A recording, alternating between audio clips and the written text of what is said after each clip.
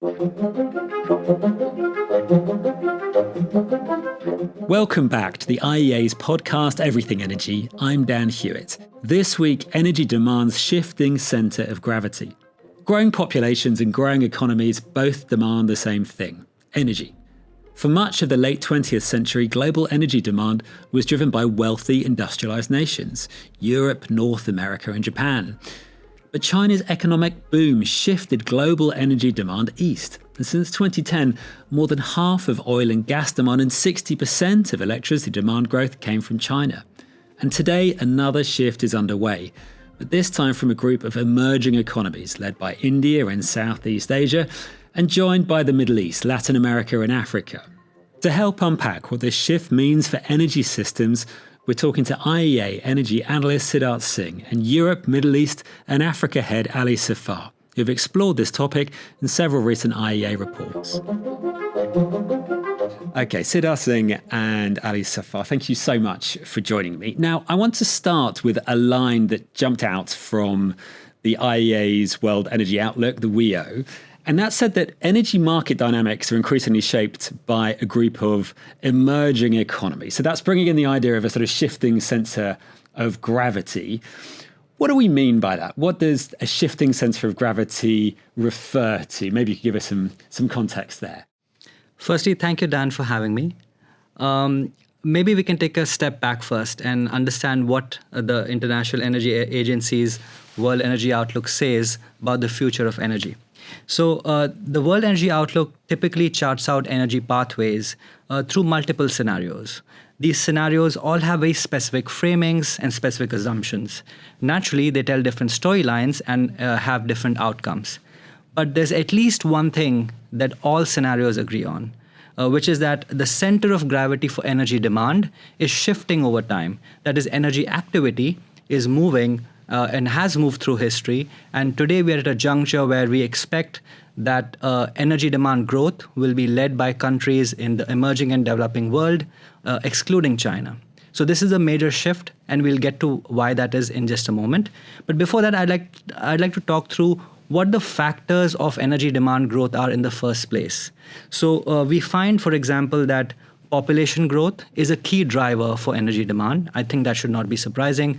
The more the people are, the more energy they consume and need, and therefore there's more energy demand growth. Similarly, there's economic growth and rising economic activity and consumption that drives energy demand growth, which also sounds quite obvious. Then there is urbanization. Now, urbanization is a key driver because urbanization leads to the demand for modern equipment and materials such as iron and steel and cement, which in turn is a major driver for energy demand. Of course, there's the economic structure itself. So in any given economy, to what extent do we have industries driving growth versus the services sector driving growth makes a big difference. So the more the industries are, the more the energy intensive sectors there are in the economy, the more likely that it will drive energy demand growth vis-a-vis, for example, the services sector such as banking and finance, where energy demand is relatively lower. All right, well, let's dive a little bit deeper into some of those shifts that you mentioned. So let's start with the 70s when the IEA was born. So which were the countries or regions that dominated the energy markets in the back half of the 20th century?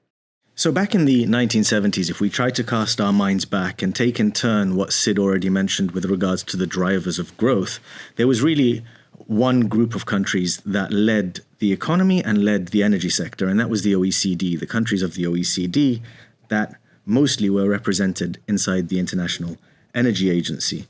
So to give you a little bit of context on just the size of those groups of countries, back in 1975, the OECD grouping accounted for around 80% of the global economy.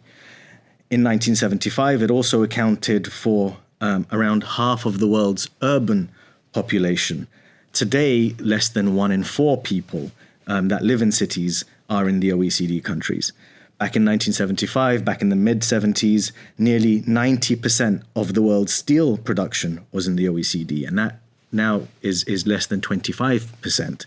So there is a tremendous kind of shift in the global geography of the economy, and that then gets reflected into what we see across energy demand, because back in the 70s, the countries that made up the OECD accounted for around 60% of total energy demand. That share is now less than 35%. The 70s, the 80s, the 90s were moments of really strong growth in energy demand across the OECD, and the center of gravity for energy activity was commensurately firmly among these countries. But that energy demand growth plateaued in the mid-2000s, and that's why we're looking at these other drivers of growth going forward.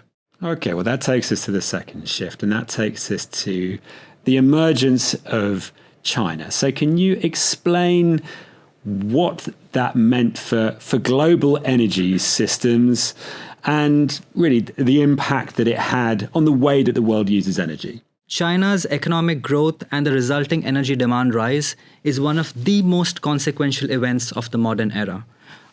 Let's look at what happened in terms of its economic growth and the build out of infrastructure that it has had in the last few decades. So starting 1990s, in 1990, China's per capita income levels were only 15% of the global average. In just 3 decades, they were able to reach the global average and surpass it. We had 37,000 kilometers of high-speed rail added in this period. So for context, that's 4 times as much as the total high-speed rail network in Europe today. In this period, China's steel production grew 16-fold, and it also used 2.5 times more cement than the rest of the world put together in this period. So as a result of this rise in income levels in China, as well as the build out of infrastructure that has happened, that has been quite unprecedented in modern history, we find that China alone contributed to over half the total energy demand growth in this period. And this is a very significant shift because the marginal actor always is very important in any market. So for China to be setting the terms of trade on energy demand has been a very important shift, and this marks the movement of the center of gravity eastwards towards China. Now, that brings us to today, to the third shift we're speaking about in this podcast. Now, there are a group of countries or a number of regions that together have the capacity potentially to catch up and potentially overtake China. So, Ali, could you tell us a bit about that? China was the single fastest growing economy over the past few decades. But if we project going forward, the next few decades, we're anticipating that India, Southeast Asia, the Middle East, and Africa will have faster growing economies over that period. And what we're estimating is that these regions combined will add 3 times the number of people to urban areas as China did over the past decade. In the IEA's analysis, between now and 2035, around half of the growth in the global car fleet comes from emerging economies and developing economies outside of China. So a really perceptible growth in these key sectors. But this growth still cannot be compared to the phenomenon that was China over the last 3 decades. If we look at the last decade, energy demand growth in China would still have been around 20% larger than the estimated energy demand growth over the next decade for India, Southeast Asia, the Middle East, Africa, and Latin America combined. I now want to think about some of the other trends that are shaping energy markets right now. A big theme that's come up in a lot of podcasts is the role of electricity demand. We've spoken in the past about the age of electricity having arrived. So let's have a think about how that's playing out, but specifically in some of the emerging and developing markets and economies that Ali, you just mentioned there. This is a shift we see happening in real time. Over the last decade, the average annual growth rate of electricity has been around double that of energy demand more broadly. And some of this demand more recently has been in, let's call it, nascent sectors of electrification. Things like electric vehicles and data centers are part of this story. But the more kind of boring, conventional uses of electricity have been extremely important in this story as well. You look at things like the increased demand for cooling, and in some regions, the increased demand for water desalination. These are becoming increasingly important drivers of electricity demand in low and middle income countries. I want to ask you a little bit more about cooling. We know populations need to find ways to keep themselves cool right now, and that is going to increase in future. So how does that tie into some of these other ideas we've seen about this shifting center of gravity to new regions and to new countries? So as you say, Dan, this is an important driver of energy demand growth today, and it will become increasingly so in the future as populations grow, as economies grow, but also as the impacts of climate change exacerbate the requirement for cooling. So up to the next 5 years or so, we're anticipating that demand for cooling, electricity demand for cooling, will grow by around 540 terawatt hours. In other words, it would be like adding an entire Indonesia to global demand. In that period, between now and 2030, that means that total cooling demand will be around 3,200 terawatt hours, which is about as much electricity as the European Union would generate that year. It's a massive amount of electricity. Now, this is not going to be equal across the world. This is hugely correlated with income levels, but there are particular regions that are very high growth when it comes to cooling. And if we look at the Middle East and North Africa as being one such region, this is a real growth story, not just as a regional story itself, but as a global story as well. Cooling makes up around half of peak electricity demand in the Middle East and North Africa. So around 1/4 of all electricity used across the year is for the simple reason of cooling. In other words, if we take electricity and the electricity consumption in cooling alone in that region, it's greater than the total consumption of electricity in all but 15 economies in the world, in a single sector, just cooling. And if you look at kind of the drivers of future demand, there is a real inequity in cooling access. You've got very rich countries centered around the Gulf, where there's a high concentration of cooling access. But for most of the other countries across the region that are equally hot, there's still very low penetration rates of ACs, less than 20% in most countries. And so we're seeing that as being a real issue that we should be looking at. India is another one. It's on track to consume as much electricity in cooling over the next decade as Indonesia generates today across its entire economy. You mentioned how much energy India was going to need just for cooling. But now let's step back and think about India more broadly in terms of the energy that could be needed to drive its economy and population. A few years ago, when the International Energy Agency was launching the India Energy Outlook, our executive director had mentioned that India is moving to the center stage of global energy. So what did he mean by that? Our analysis finds that India is the single largest source of energy demand growth in the world over the next 10 years and beyond. In fact, we find that India's energy demand growth over this period will be as much as the total energy demand growth of Southeast Asia and China put together. So the real question is, where is this energy demand growth coming from? What are the factors that are driving this change? We find firstly that India's GDP growth is on track to be the fastest growing of any major economy in the world over the next 10 years, as a result of which India's per capita incomes are expected to grow by 75% over this next decade. In this period, India adds a city the size of Bangalore to its urban population every year, year after year, for the next 10 years and beyond. It's also important to remember that India is actually moving to a new paradigm in its energy development. What this means is that in the past, India had focused on the more what you'd call the bread and butter issues of the energy sector. That is increasing capacity, especially in rural India. And so there were issues related to that very delivery of energy that was the main challenge for India's energy decision makers.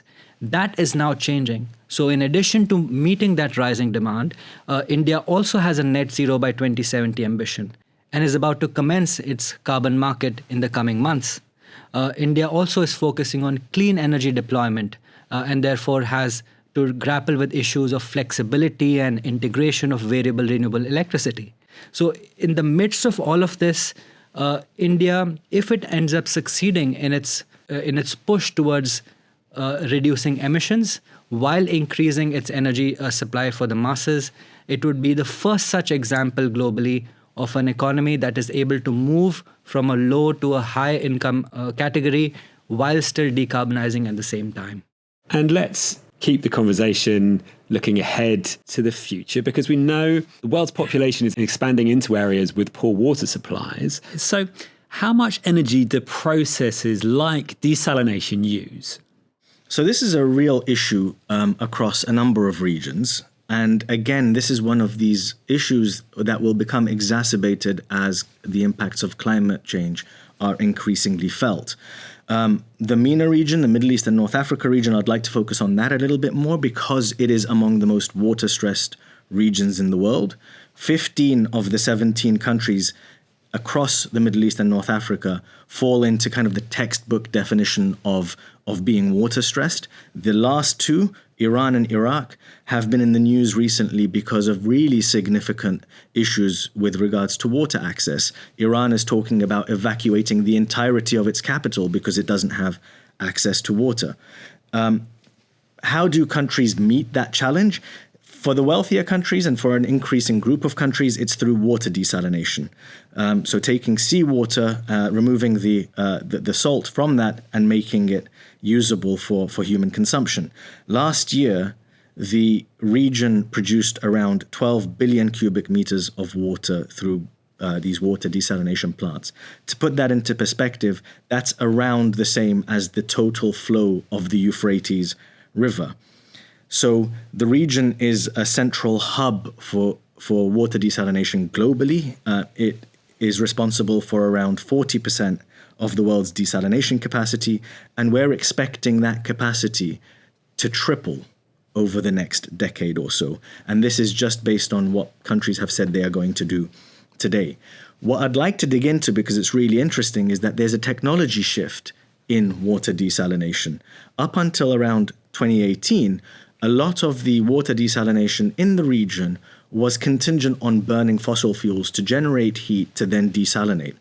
But since then, every single plant that has come on has been what is called reverse osmosis. And what that does is it takes electricity and desalinates water through a process that is electricity fed. And that changes the entire complexion of the energy sector because you don't have to run quite expensive natural gas plants or oil-fueled plants to generate the heat. And you can directly get electricity from conventional or renewable sources to do that. And I've got a question about data centers. We know that data centers use a lot of energy, but whereabouts in the world are we going to see them? And how does that play into these broader thoughts we have about this shifting center of gravity? Data centers, in fact, have emerged as a new vector for energy demand growth in regions where we were not seeing rapid energy demand over the past few years. So in advanced economies, where data centers tend to be concentrated, we find that electricity consumption has either plateaued or in some cases even has been falling over the past few years. So we find that data centers have come in and brought this growth path back into the electricity sector of these countries. And as a result, even as we think of energy demand growth currently being concentrated in emerging economies, we must not lose sight of the fact that there are these growing sources of energy consumption and electricity consumption specifically in advanced economies as well.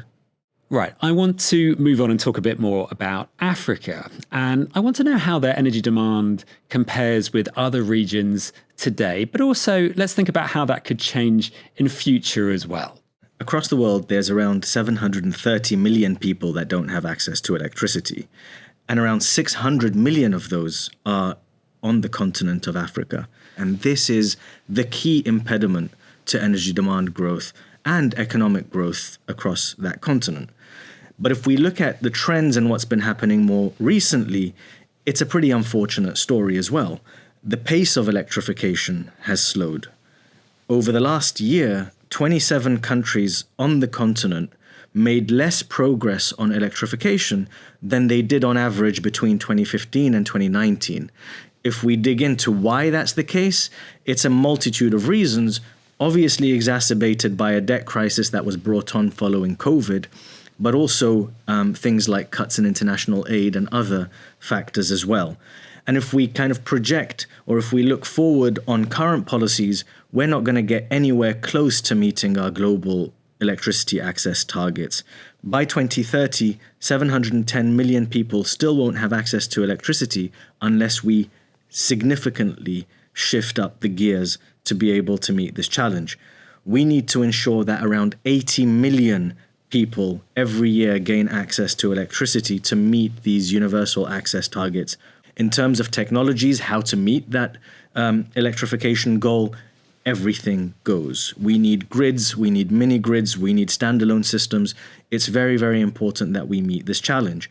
But I do want to say, when it comes to Africa, oftentimes we concentrate on these huge challenges of electricity access and on clean cooking access as well, and that's not to be sniffed at. But Africa is not just an access story. The continent is very well endowed in oil, in gas, in solar resources, in wind resources, and very critically, in critical minerals. And that is a key segment of the economy and of industrial processes that will become more important going forward. And so at the International Energy Agency, an increasing segment of our work, and this is a segment of work that we did in conjunction with the South African G20 presidency, is to look at how countries in Africa can use these endowments to step up the value chain, creating jobs, creating value domestically. But that all requires energy. All right. Final question that I'm going to ask you both to reply to. And that is, what are some of the sources and technologies that we're going to increasingly see that the world is going to have to use to meet increasing energy demand? That's an excellent question, Dan. So we have, of course, in this podcast focused on the changing center of gravity of energy demand. But just as the center of energy demand growth has changed over time, the center of gravity of energy supply has also changed over time. IEA analysis finds that all sources and all technologies will play a very strong role in meeting the energy demands of people going forward. We find that oil, gas, nuclear, renewables are all among the technologies that will be providing the solutions as economies grow. But I'll leave you with this one final parting fact. In the past decade, 50% of the energy demand growth happened in countries that have low to medium solar irradiation. But over the next decade, we find that 80% of the energy demand growth happens in regions with abundant solar irradiation. So that might have an influence on the things to come. And if I were to come in and try to kind of double click on what Sid just said, there's a couple of challenges that this is particularly pertinent to. If we look at the Middle East and North Africa, we concentrated on desalination, we concentrated on cooling. One of the bits of analysis that we released more recently was to see if the supply of solar and the demand for cooling were closely matched, then it would be that much easier to integrate solar into a system. And it was quite uncanny just how much these things were correlated. But one of the things I would like to say about Africa, because we just mentioned that, is that when it comes to access, I think rather than technology, we try to focus on cost. The most important thing is to find the lowest cost technology to be able to meet these challenges among the most energy impoverished. And cost is an integral part of our analysis, in which we find the lowest cost solutions given a number of factors that we implement in our modeling. So the technologies and the fuels that will be used to power future demand really depends on the nature of the challenge we're talking about, whether it's access or cooling. All of these things will be determined by economics, by availability, and by policy. All right. Well, Sid and Ali, thanks so much for talking to me today. Thank you, Dan. Thank you. It was my pleasure.